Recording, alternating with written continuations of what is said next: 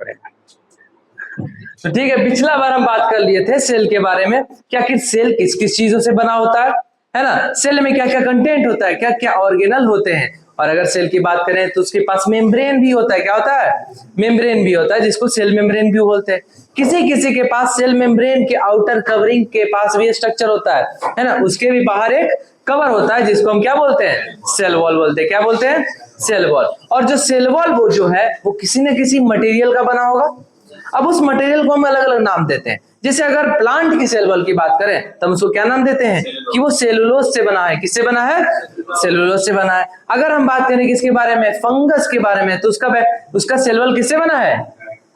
Chitin से बना है। किससे बना है? काइटिन से। और याद करो बैक्टीरिया के बारे में क्या बताए थे? पेप्टिडोग्लाइकेन के। क्या? पेप्टिडोग्लाइकेन। यहां तक हमने क्लियर कर लिया था। अब बात करते हैं कि सेल मेम्ब्रेन जो है ये किस चीज से बना हुआ है। इसको और जूम करे थे। याद है हम बायोलॉजी में एक चीज बताए हैं कि जब भी बायोलॉजी पढ़ना है हमको क्या करना है? चीजों को जूम करते जाना है, जूम करते जाते उसका नाम देते जाना है। वैसे हम क्या करेंगे, अब यहाँ पर हमने एक सेल बनाया। क्या बनाया? सेल बनाया। अगर हम इसको जूम करते हैं तो हमें एक थिक लेयर दिखेगा। हमें क्या दिखेगा? एक थिक लेयर दिखेगा। अब उस थिक लेयर में क्या क्या रहेगा प्रेजेंट, उसी के बारे में हम अभी पढ़ेंगे। जैसे हम क्या किए, एक सेल लिए, उसके मेम्ब्रेन को थिक किए। क्या किए? थिक किए। तो उसमें एक स्ट्रक्चर हमको दिखाई दिया। क्या दिखाई दिया? स्ट्रक्चर दिखाई दिया। हमने क्या किया? सेल मेम्ब्रेन को थिक किया तो हमें क्या दिखाई दिया? एक स्ट्रक्चर दिखाई दिया। अब वो स्ट्रक्चर कुछ ऐसा था, है ना। जब हम एक स्ट्रक्चर बनाए तो कुछ ऐसा स्ट्रक्चर था। ये यहां पर गोल गोल यहां पर अंडा नहीं है, ध्यान देना है। अभी पूरा स्ट्रक्चर बनेगा फिर पता चलेगा। जैसे हमने ये बनाया, फिर उसके बाद कहीं कहीं पर गैप मिल जाएगा, कभी यहां गैप मिल जाएगा, फिर इस तरह का ऐसा स्ट्रक्चर। अब बीच में क्या होगा? बीच में ऐसे टेल वाला पार्ट होगा। बीच में यहां पर टेल वाला पार्ट होगा।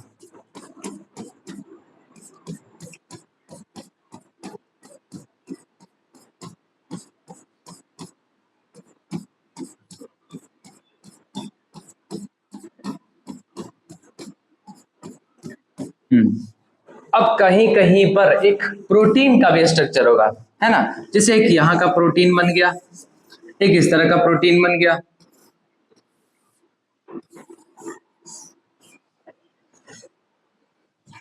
और कहीं कहीं पर तुम्हें एक छोटा छोटा सा कोलेस्ट्रॉल भी दिखेगा। क्या दिखेगा? कोलेस्ट्रॉल। अब हमें यहां पर एक स्ट्रक्चर दिख रहा है जिसके पास देखो ध्यान से, एक हेड है और एक टेल है। क्या है? एक हेड है और एक टेल है। तो हम इसको बना लेते हैं। एक हमने बनाया हेड और एक क्या बनाया? टेल बनाया। क्या बनाया? टेल बनाया। अब इस हेड और टेल का यहाँ पर क्या मतलब है ये समझते हैं। जैसे कि हेड वाला पार्ट जो होता है, हेड वाला पार्ट को हम बोलते हैं हाइड्रोफिलिक। क्या बोलते हैं? हाइड्रोफिलिक। इसको क्या बोलते हैं? हाइड्रोफिलिक। और टेल वाला पार्ट को हम बोलते हैं हाइड्रोफोबिक बोलते हैं। क्या बोलते हैं? हाइड्रोफोबिक। अब ऐसा क्यों बोलते हैं हम यहाँ पे समझते हैं। हेड वाला जो पार्ट होता है उसमें होता है ज्यादातर फास्फोरस। क्या होता है? फास्फोरस होता है। इसमें क्या होता है? फास्फोरस होता है। ठीक है। और टेल वाला पार्ट में मोस्टली लिपिड होता है। क्या होता है? लिपिड होता है। ठीक है। अब हेड वाला पार्ट जो होता है वो पानी से क्या होता है? प्यार करता है। पानी से क्या करता है? प्यार करता है। यानी इसको हम बोल सकते हैं कि एक ऐसा प्रॉपर्टी शो करता है जिसको बोलते हैं वाटर लविंग। कैसा प्रॉपर्टी? Water loving. यानी कि वाटर इसके पास आएगा तो वो उसको दूर नहीं भगाएगा। पर हाइड्रोफोबिक जो होता है, यहां पर एक वर्ड आया है फोबिया। क्या वर्ड आया है? फोबिक, यानी किसी चीज का फोबिया। कभी सुने होंगे कि फोबिया मतलब ही क्या होता है? डर। फोबिया मतलब डर, है ना। किसी को हाइट से डर लगता है तो उसको फोबिया है। इस चीज का फोबिया, उस चीज का फोबिया है। बहुत सारा फोबिया होता है, बहुत सारा फोबिया का टाइप्स होता है। तो फोबिया का मतलब ये होता है डरना। अब ये किससे डर रहा है? हाइड्रो से डर रहा है, यानी वाटर से डर रहा है। हाइड्रो का मतलब ही क्या होता है? वाटर, यानी पानी से डर रहा है। यानी तेल वाला पार्ट जो है पानी से डरेगा। डरने का मतलब वो पानी जैसे ही पास आएगा पानी को दूर भगाने की कोशिश करेगा। क्या करेगा? पानी जैसे ही पास आएगा तो पानी को दूर भगाने की कोशिश करेगा, मतलब पानी को ठहरने नहीं देगा। अब जैसे एग्जांपल लेते हैं, हम तेल लिए, क्या लिए? कोई भी तेल ले लिए, है ना, सरसों तेल है, ये सब तेल, उसके ऊपर हमने पानी डाला तो ऐसा लगता है कि वो एक दूसरे को रिपेल कर रहा है, भगा रहा है, ऐसा दिखाई देता है? कभी मिक्स होते हुए दिखता है? कभी नहीं दिखेगा। यानी कि तेल और पानी आपस में मिक्स नहीं हो सकता। यानी कि लिपिड को हम ऑयल जैसा नेचर जब मानेंगे, असल में इसका ऑयल जैसा नेचर ही होता है, ऑयल जैसा नेचर को मानेंगे तो हमें पता चल जाएगा लिपिड क्या है? हाइड्रोफोबिक है। क्या है? हाइड्रोफोबिक है। यानी ये वाटर से क्या करेगा? दूर भागने की कोशिश करेगा। क्या करेगा? दूर भागने की कोशिश करेगा। यानी हम बोल सकते हैं इसके बारे में फियर फ्रॉम वाटर। क्या बोल रहे हैं? फियर फ्रॉम वाटर, वाटर से डरेगा। यहां तक बात क्लियर? अब ये एक तरफ पानी से डर रहा है और एक तरफ पानी से प्यार कर रहा है, तो बताओ यहां पर इस तरह का स्ट्रक्चर ऐसा क्यों बना? तो देखो यहां पर जब हम सेल मेम्ब्रेन को जूम किए, जब हम सेल मेम्ब्रेन को, तो एक वाला पार्ट इधर वाला पार्ट है और एक वाला पार्ट इधर वाला पार्ट है। यानी एक वाला पार्ट आएगा सेल के अंदर वाला और एक वाला पार्ट क्या आएगा? सेल के बाहर वाला। तो वही तो हमने जूम किया तो ऐसा स्ट्रक्चर दिखा। अब इसमें क्या दिख रहा है? हेड और टेल दिख रहा है, पर यहाँ पर उल्टा भी दिख रहा है, एक उल्टा हेड लगा हुआ है और टेल लगा हुआ है। ऐसा क्यों लगा है इसको समझते हैं। सबसे पहला ये चीज जो है इसको समझ लेते हैं, इसको फॉस्फोलिपिड क्यों बोला? इसको फॉस्फोलिपिड क्यों बोला? अभी थोड़ी देर पहले बताए थे कि यहाँ पर ये जो हेड वाला पार्ट है ये किससे बना होता है? फास्फोरस से बना होता है। किससे बना होता है? फास्फोरस से बना होता है। और जो टेल वाला पार्ट होता है वो किससे बना होता है? लिपिड से बना होता है। तो फास्फोरस का फॉस्फो, लिपिड का लिपिड, क्या बन गया? ये जो स्ट्रक्चर है फॉस्फोलिपिड। क्या स्ट्रक्चर बन गया? फॉस्फोलिपिड। यानी जब फॉस्फोलिपिड के बारे में बात करें तो हम किसकी बात कर रहे हैं? ये पूरे स्ट्रक्चर की बात करें। किसकी बात कर रहे हैं? ये स्ट्रक्चर की बात कर रहे हैं। यहां तक बात क्लियर हुआ? ठीक है। अब फॉस्फोलिपिड जब हम समझ लिए तो हम यहां पर देखते हैं, यहां पर फॉस्फोलिपिड का कितना लेयर है? कितना लेयर है? 2 लेयर है। क्या एक लेयर ये वाला हो गया और एक लेयर ये वाला हो गया? तो क्या हम इसको ऐसा बोल सकते हैं कि ये फॉस्फोलिपिड बाइलेयर है? क्या हम ऐसा बोल सकते हैं? फॉस्फोलिपिड बाइलेयर, हाँ ऐसा बोल सकते हैं ना, फॉस्फोलिपिड बाइलेयर। यानी कि हम सेल मेम्ब्रेन को बोल सकते हैं कि ये फॉस्फोलिपिड बाइलेयर से बना हुआ है। तो ये क्वेश्चन आता है कि सेल मेम्ब्रेन किस चीज से बना हुआ है? Phospholipid bilayer. सेल मेम्ब्रेन में ज्यादा से ज्यादा कंटेंट क्या है? Phospholipid bilayer. क्योंकि तुम देख के देखो, कोलेस्ट्रॉल क्या है? कम है। प्रोटीन क्या है? यहाँ पर ये जो व्हाइट वाला स्ट्रक्चर दिख रहा है वो भी कम है। सबसे ज्यादा क्या है?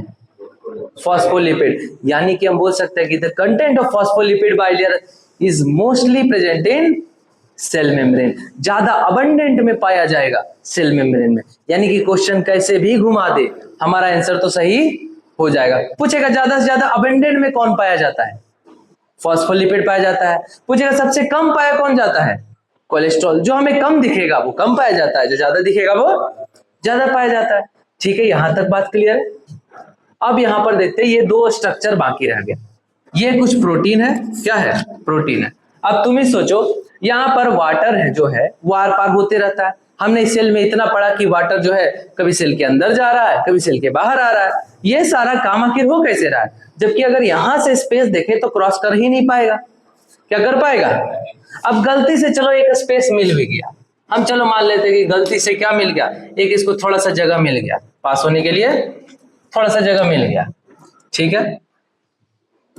तो वाटर क्या जाएगा? आगे जाएगा, है ना। वाटर क्या जाएगा? आगे जाएगा। आगे जाने पर इसको क्या मिलेगा? तेल वाला पार्ट, है ना। तेल यानी तेल वाला पार्ट क्या मिलेगा? तेल वाला पार्ट। यानी इसको रिपेल करके वापस क्या करेगा? भगा देगा। यानी कोई चांस नहीं है इसके बीच में से पास होने का, कोई चांस है ही। तो अब आखिर वाटर पास कैसे करता है? तो वो पास करता है एक टनल के थ्रू, एक चैनल के थ्रू। किसके थ्रू? टनल और चैनल के थ्रू। अब टनल किसको बोल रहे हैं? तो यहां पर देखो, यहां पर स्ट्रक्चर प्रेजेंट है ना। एक टनल तुम्हें दिख रहा है, क्या दिख रहा है? टनल। तो टनल जैसा स्ट्रक्चर दिखता है हमको, सेल मेम्ब्रेन के बीच में से क्या दिखता है, टनल जैसा स्ट्रक्चर। यहीं से बहुत सारे मॉलिक्यूल्स क्या करते हैं, पास करते हैं। क्या करते हैं, उधर से इधर और इधर से उधर, यहीं से पास करते हैं। और इस वाले टनल स्ट्रक्चर को हम क्या बोलते हैं, इंटीग्रल प्रोटीन। क्या बोलते हैं, इंटीग्रल प्रोटीन। क्या बोलते हैं, प्रोटीन। और यहां पर जो हल्का फल्का धंसा हुआ दिख रहा है, देखो पार्शियली दिख रहा है, आर पार नहीं जा सकता, यानी कि इससे कोई आर पार नहीं जा सकता, ये काम इसका चैनल का है ही नहीं। तो जो आधा दिखे इसको बोलते हैं partially embedded protein. Partially embedded protein. अब यहां पर ध्यान से देखो, पार्शियली इम्बेडेड प्रोटीन जो होता है ना, तुम्हें दिख रहा है छोटा सा, इससे कुछ पास नहीं हो सकता। तो इसका काम क्या होगा, इसका काम होगा सेल मेम्ब्रेन को स्ट्रक्चर देना। क्या काम होगा, सेल मेम्ब्रेन को स्ट्रक्चर देना, एक स्ट्रक्चर प्रोवाइड करना कि हाँ ऐसा ऐसा स्ट्रक्चर होना चाहिए। तो इसका काम ही यही है कि सेल मेम्ब्रेन को क्या प्रोवाइड करेगा, एक स्ट्रक्चर प्रोवाइड करेगा, है ना, एक स्केलेटन की तरह प्रोवाइड करेगा, ढांचा की तरह प्रोवाइड करेगा। जैसे हमारे बॉडी में हड्डी, बोन जो है वो क्या कर रहा है, बॉडी को सीधा रखने में मदद कर रहा है। अगर बोन नहीं हो तो क्या होगा, है ना, एक अजीब सा पचका हुआ चीज जैसे लिपट के नीचे गिर जाएगा। तो एक प्रॉपर पोजिशनिंग हर चीज कौन दे रहा है, बोन दे रहा है। तो उसी तरह इस सेल मेम्ब्रेन को एक स्ट्रक्चर कौन देता है, ये प्रोटीन देता है, पार्शियल इम्बेडेड प्रोटीन देता है। और छोटा सा जो हिस्सा दिख रहा है लाल कलर का, रेड रेड, इसको क्या बोलते हैं, कोलेस्ट्रॉल बोलते हैं। क्या बोलते हैं, कोलेस्ट्रॉल। और कोलेस्ट्रॉल के बारे में कहानी बताते हैं, तो यही कोलेस्ट्रॉल जो गुड कोलेस्ट्रॉल है, जल के क्या बनता है, विटामिन डी बनता है। क्या बनता है, विटामिन डी। हम बात किए थे इसके बारे में कि जब सनलाइट आता है तो सनलाइट में से कुछ यूवी रे भी टाइप का होता है ना, गामा होता है, अल्फा होता है, ऐसा करके टाइप होता है। तो उसमें से बीटा वाला जो यूवी रे होता है ना, कोई एक यूवी रे, जो यूवी रे लगभग उस समय 9 से 11 बजे तक निकल आता है, 9 से 11 बजे तक, उस समय के आसपास वो यूवी रे आता है। वो यूवी रे बॉडी के अंदर जाता है, सेल मेम्ब्रेन के पास जाता है, उसमें देखता है कोलेस्ट्रॉल कहाँ है, cholesterol, healthy cholesterol, bad cholesterol नहीं, हेल्दी कोलेस्ट्रॉल, गुड कोलेस्ट्रॉल। उसको तोड़ता है तो उससे क्या बनता है, विटामिन डी। और विटामिन डी क्या कर लेता है, एब्जॉर्ब कर लेता है। यानी कि विटामिन डी हमें सूर्य की रोशनी से नहीं मिलता, हमारे बॉडी में ही बनता है, पर सूर्य की रोशनी क्या करता है, बनाने में मदद करता है। ऐसे वो नहीं टूटेगा, यूवी रे उसको तोड़ पाया और कोई तोड़ नहीं पाएगा। इसीलिए अगर डेली कोई सनबाथ करता है, सनलाइट लेता है, तो है ना, उसका विटामिन डी गुड अमाउंट में रहता है। और जो विटामिन डी गुड अमाउंट में रहेगा तो मूड फ्रेश रहेगा, सब काम अच्छा रहेगा, है ना, बहुत फायदा रहता है इसका। और जो सनलाइट में नहीं है, पड़े हुए हैं रूम में, है ना, धीरे धीरे उसका विटामिन डी डिफिशियंट हो जाएगा। और डिफिशियंट हो जाए तो काम में मन ही नहीं लगेगा उसको, है ना, अरे क्या ये सब कर रहे हैं, सब बेकार चीज है, तो कोई काम में मन नहीं लगेगा। तो उसका कारण भी यही होता है ना। ये बात हो गया क्लियर। अब इसको क्या कर लो, नोट कर लो। हाँ, तो यहां तक हम समझ लिया है ना फॉस्फोलिपिड के बारे में कि किस तरह का फॉस्फोलिपिड स्ट्रक्चर होता है।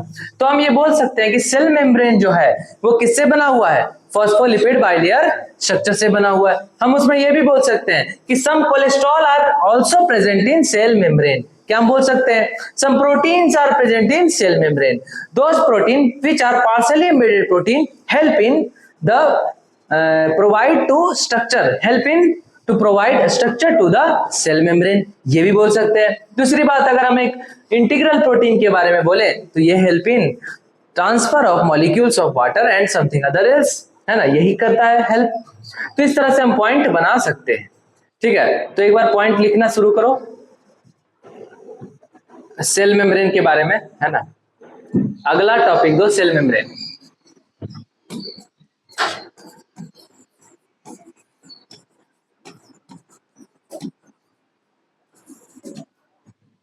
उसके बारे में लिखो। सबसे पहला,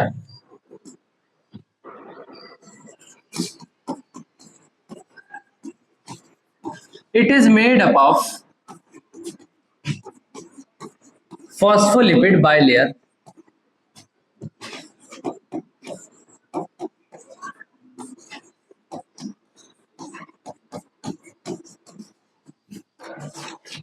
it is made up of phospholipid bilayer.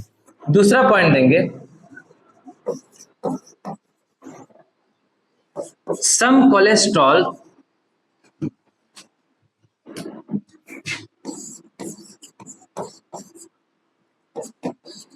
is also present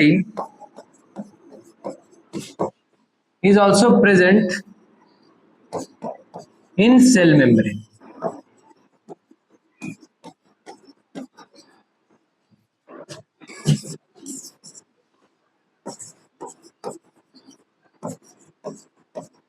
Some partially embedded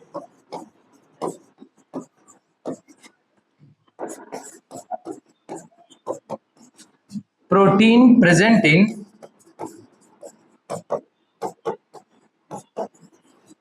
cell membrane,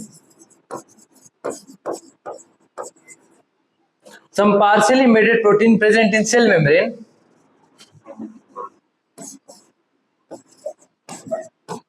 help in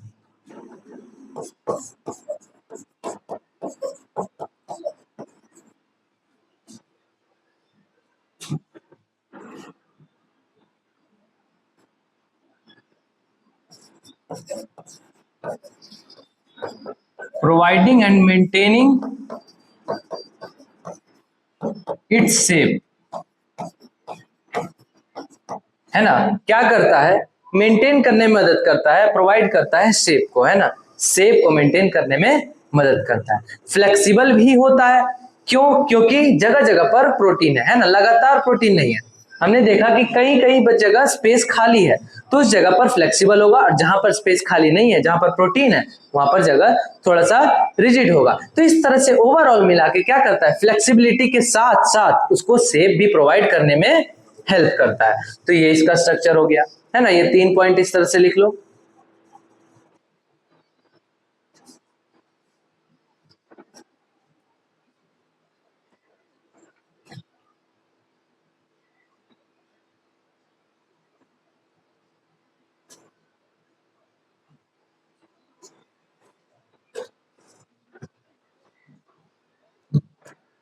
हो गया।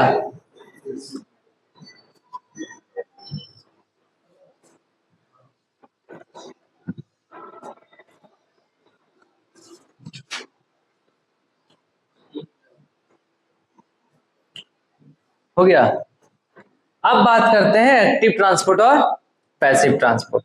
जब हम सेल मेम्ब्रेन के क्रॉस ट्रांसपोर्टेशन की बात कर लिए, तो हम बात करते हैं कुछ एक्टिव होते हैं और कुछ पैसिव होते हैं। अब पहले नाम से समझते हैं, नाम से इसको रिलेट करते हैं कि आखिर एक्टिव पैसिव कैसे समझेंगे।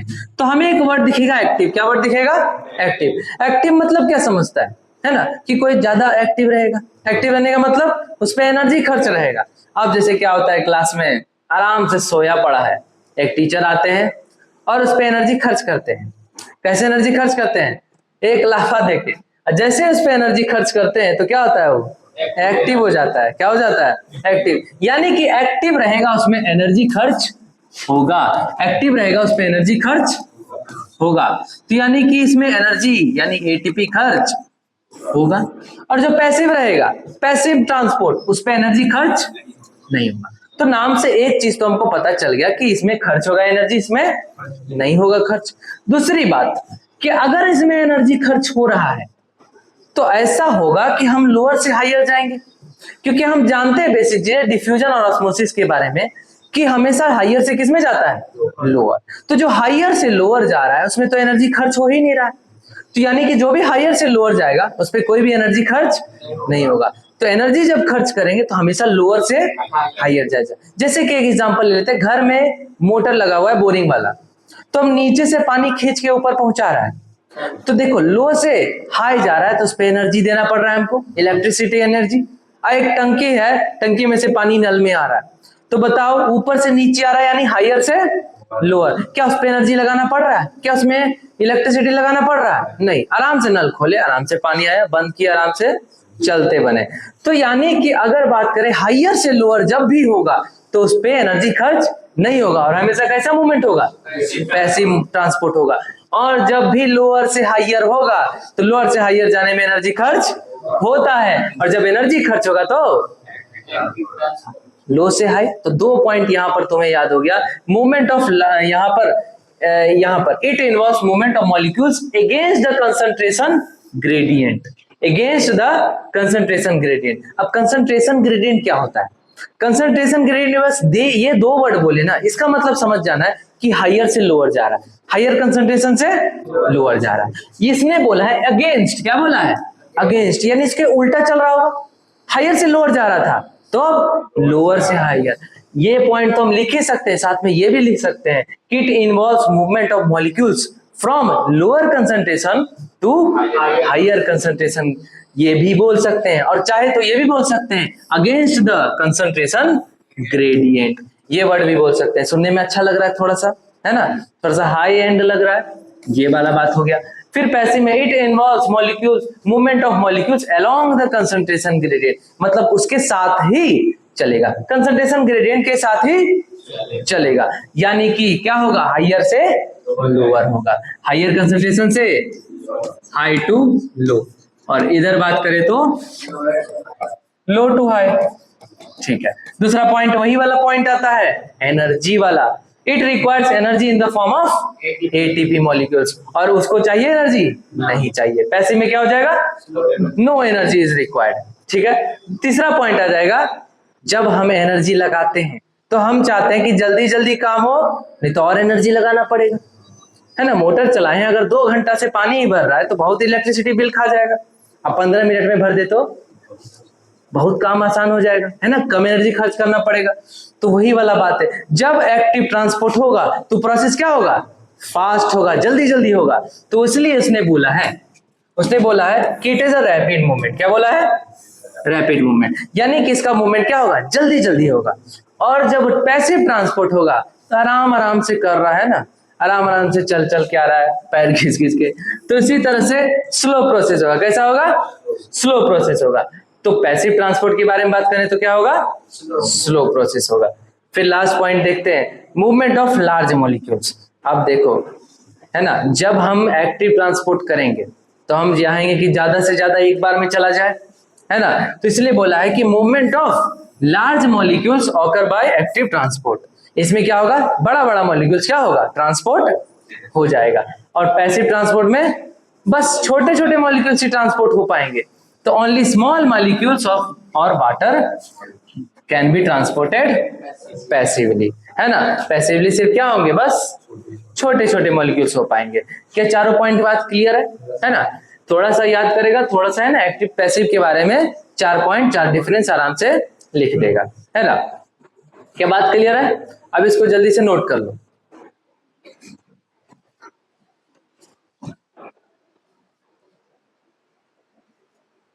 चलो, तो हमने अच्छे से समझ लिया एक्टिव ट्रांसपोर्ट और पैसिव ट्रांसपोर्ट। अब हम आगे बढ़ते हैं। आगे बढ़ते ही हमारे पास आता है एक वर्ड, हाइपरटोनिक, है ना, हाइपोटोनिक और आइसोटोनिक। अब सबसे पहले इसको समझने से पहले इस वर्ड को समझते हैं। इस वर्ड को समझने के बाद हमें बहुत सारा चीज रिलेटेबल लगने लगेगा। अब जैसे हमने यहाँ पर बोला है हाइपर, है ना, हाइपो और आइसो, ठीक है। सब के लास्ट में एक वर्ड कॉमन आ रहा है। कौन सा वर्ड कॉमन आ रहा है? टॉनिक कॉमन आ रहा है। कौन सा वर्ड? टॉनिक। तो टॉनिक मतलब हम यहाँ पर समझ लेंगे क्या होगा? सॉल्यूट। क्या होगा? सॉल्यूट। टॉनिक मतलब सॉल्यूट हो जाएगा।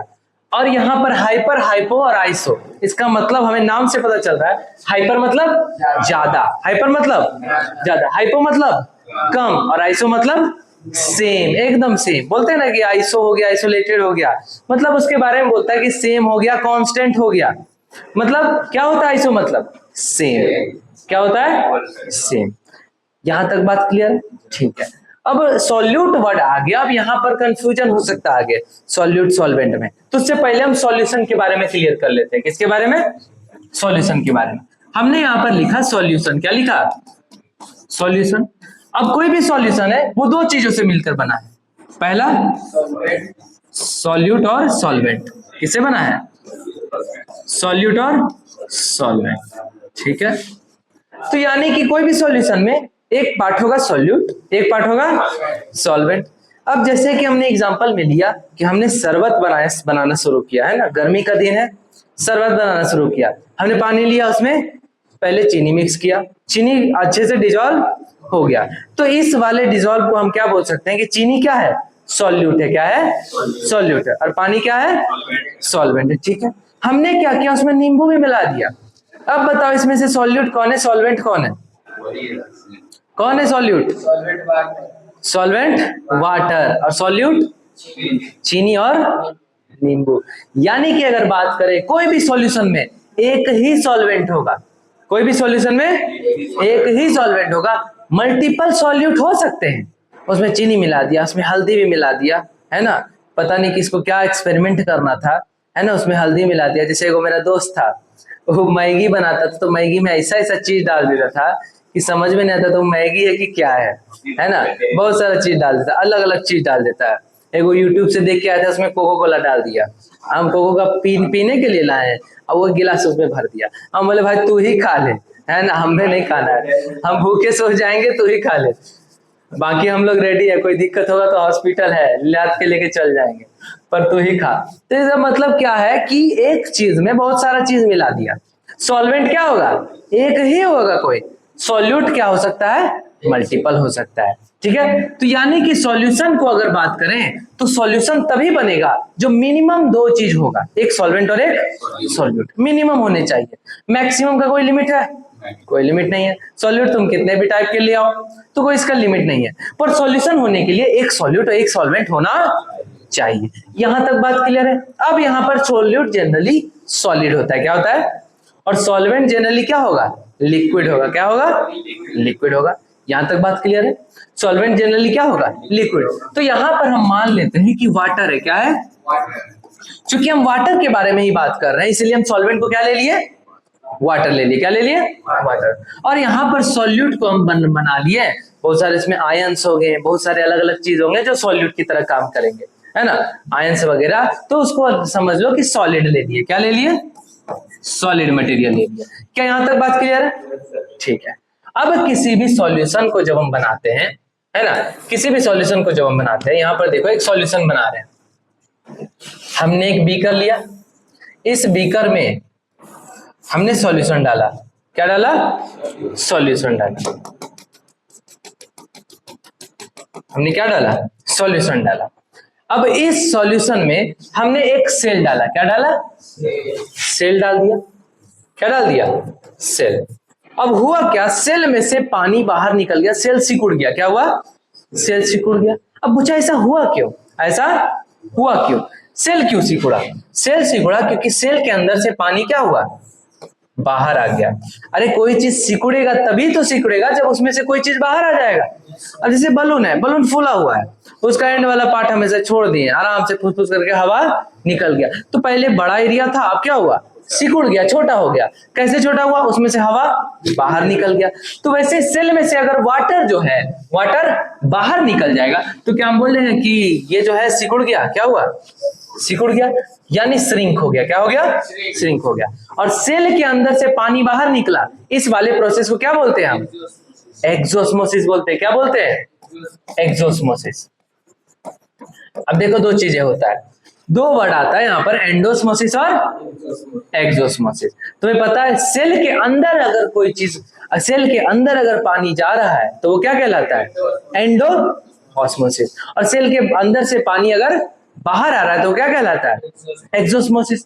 तो सेल से अगर पानी क्या हुआ, बाहर चला गया, बाहर कहां पर आ गया, सॉल्यूशन में, किसमें आ गया, सॉल्यूशन में। तो इस वाले प्रोसेस को क्या बोल दिया, एक्सोस्मोसिस, क्या बोल दिए, एक्सोस्मोसिस। ठीक है, यानी एक्सोस्मोसिस होगा तो सेल क्या कर जाएगा, श्रिंक कर जाएगा, क्या कर जाएगा। अब ये प्रोसेस आखिर हुआ क्यों, कैसे हुआ, क्योंकि वाटर का कंसंट्रेशन अंदर ज्यादा होगा, बाहर सॉल्यूशन में कम होगा, तभी तो जाएगा। क्योंकि हम जानते हैं ये प्रोसेस ऑस्मोसिस क्या कहलाता है, पैसिव ट्रांसपोर्ट में आता है, और पैसिव में क्या होता है, हायर से लोअर। यानी कि सेल में क्या होगा, सेल में क्या होगा, हायर कंसंट्रेशन। किसका हायर कंसंट्रेशन, वाटर का हायर कंसंट्रेशन, किसका कंसंट्रेशन, वाटर का। और सॉल्यूशन में क्या होगा, सॉल्यूशन में क्या होगा, कम। लो वाटर कंसंट्रेशन क्या होगा? लो वाटर कंसंट्रेशन। ठीक है, अब सॉल्यूशन में क्या है? लो वाटर कंसंट्रेशन। अब तुम सोचो, जब वाटर कंसंट्रेशन सॉल्यूशन में लो है तो क्या ज्यादा होगा? सॉल्यूट और सॉल्वेंट में एक बात याद रखना, एक ज्यादा होगा तो एक कम होगा, उल्टा होता है। हमें तुम्हें बोला कि इस सॉल्यूशन में वाटर कंसंट्रेशन कम है, तो बताओ सॉल्यूट क्या होगा? ज्यादा होगा, क्योंकि यहाँ वाटर क्या है? सॉल्वेंट है। सॉल्वेंट क्या हो गया? कम, तो सॉल्यूट क्या हो जाएगा? ज्यादा हो जाएगा। सॉल्यूट क्या हो जाएगा? ज्यादा हो जाएगा। ध्यान से बातें सुनो, जब हम बोले वाटर कंसंट्रेशन यहाँ पर क्या है? कम है, यानी कि सॉल्वेंट कम है और सॉल्यूट क्या है? ज्यादा। यानी हम बोल सकते हैं कि इस वाले सॉल्यूशन में सॉल्यूट क्या है? ज्यादा है। क्या है? और हम जानते हैं जिसमें ज्यादा सॉल्यूट होता है, ज्यादा, हाइपर मतलब ज्यादा, टॉनिक मतलब सॉल्यूट, जिस सॉल्यूशन में ज्यादा सॉल्यूट होता है उसको क्या बोलते हैं? Hypertonic solution. क्या बोलते हैं? तो यानी ये सॉल्यूशन किस टाइप का सॉल्यूशन हो जाएगा? Hypertonic solution. किस टाइप का? हाइपरटोनिक। क्या यहां तक बात क्लियर है? यानी हाइपरटोनिक सॉल्यूशन में सेल क्या हो जाएगा? श्रिंक हो जाएगा। क्या हो जाएगा? श्रिंक। अब यहां पर देखते जाओ, यहां पर बोला हाइयर सॉल्यूट आउटसाइड। क्या बोला है? यानी कि सॉल्यूशन में क्या है? ज्यादा सॉल्यूट है। क्या है? ज्यादा सॉल्यूट होने की वजह से यहां पर हाइयर वाटर इनसाइड। इनसाइड किसके इनसाइड? सेल के इनसाइड वाटर क्या है? ज्यादा है। उसके वजह से क्या हुआ? Water moves out. वाटर क्या हो गया? बाहर चला गया सेल के। और जब सेल के बाहर चला गया तो सेल क्या हो गया? श्रिंक हो गया। क्या हो गया? श्रिंक हो गया। और जब सेल श्रिंक हो गया तो बताओ इस टाइप का स्ट्रक्चर दिखेगा, सिकुड़ा हुआ। तो यहां पर ये बात समझ में आया। अब तुम्हें इस वाले चीज को इतना समझने में टाइम दिए, क्या तीनों में उतना ही टाइम देना पड़ेगा? नहीं। अब देखो इस वाले चीज से कैसे रिलेट करके वो दोनों भी आराम से समझ जाओगे। जब इसमें हाइपरटोनिक में क्या हो रहा था? हाइपर मतलब ज्यादा, हाइपर मतलब क्या? ज्यादा, सॉल्यूट ज्यादा। ठीक है, सॉल्यूशन में सॉल्यूट ज्यादा। हाइपोटोनिक में ठीक उसका उल्टा, क्योंकि हाइपो मतलब क्या होता है? कम। हाइपो मतलब कम सॉल्यूट रहेगा। क्या रहेगा? सॉल्यूशन रहेगा, उसमें सॉल्यूट कम रहेगा। तो बताओ क्या ज्यादा रहेगा? क्या ज्यादा रहेगा? सॉल्यूट कम है तो ज्यादा सॉल्वेंट ज्यादा है, और सॉल्वेंट ज्यादा इसका मतलब वाटर कंसंट्रेशन ज्यादा। अरे सॉल्वेंट ही तो है वाटर, सॉल्वेंट ही क्या है? वाटर। तो वाटर कंसंट्रेशन ज्यादा, और सॉल्यूशन में वाटर कंसंट्रेशन ज्यादा है, सेल में क्या रहेगा? कम रहेगा। अब बताओ सॉल्यूशन से सेल की ओर जाएगा कि नहीं जाएगा? सेल में पानी भर गया, सेल में पानी भर गया तो सेल फूलेगा। सेल फूलेगा तो क्या बोलेंगे उसको? स्वेल कर गया। क्या कर गया? स्वेल कर गया। बोलते हैं ना कि सूजने वाला चीज को क्या बोलते हैं? स्वेल कर जाना। तो वैसे ही क्या बोलेगा? फूल गया। तो देखो यहां पर फूलता हुआ दिख रहा है, हायर सॉल्यूट इनसाइड।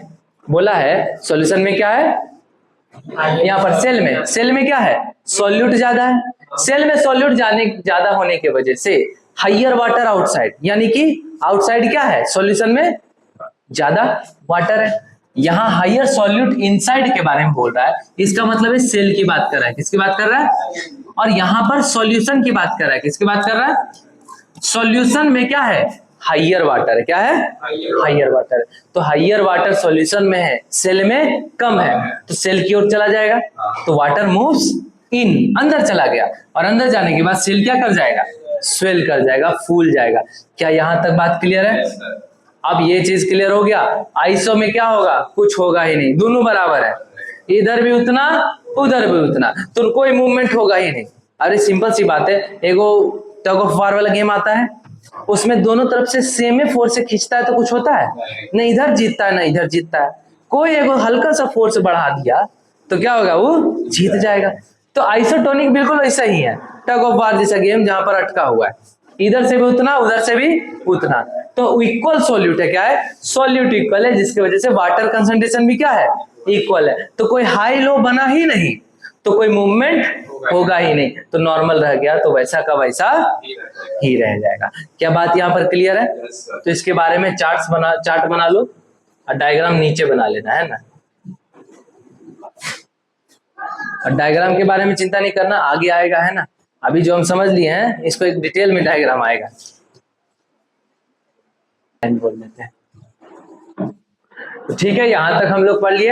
अब अगले वाले सेशन से हम ये पढ़ेंगे, अगले वाले लेक्चर में ऑस्मोसिस के बारे में पढ़ेंगे। एक्टिव ट्रांसपोर्ट पैसिव पढ़ ही चुके हैं, थोड़ा सा और इसके बारे में पढ़ेंगे, डिफ्यूजन पढ़ेंगे, और सबसे जरूरी और सबसे आसान चीज पढ़ेंगे एंडोसाइटोसिस और एक्सोसाइटोसिस। तो धन्यवाद।